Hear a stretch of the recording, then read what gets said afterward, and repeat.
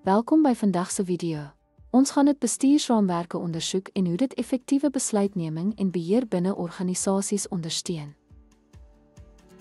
Die Chobit-raamwerk bied riglyne vir die bestuur en beheer van bedrywighede, soos die beleining van doelwitte met besigheidsstrategieë en die bestuur van risiko. Dit fokus op die beleining van dienste met besigheidsbehoeftes en die verbetering van diensbestuur, soos die verbetering van kliëntediensprosesse. ISO/IEC 38500 verskaf beginsels vir dit beheer, wat help om besluite te neem en aanspreeklikheid te vestig. Die NIST-raamwerk beklemtoon kuberveiligheid en risikobestuur, wat organisasies help om hul kuberveiligheidhouding te versterk. Dankie dat jy ons video oor dit bestuursraamwerke gekyk het. Hierdie raamwerke help om dit met besigheidsdoelwitte in lyn te bring en beter besluitneming te ondersteun.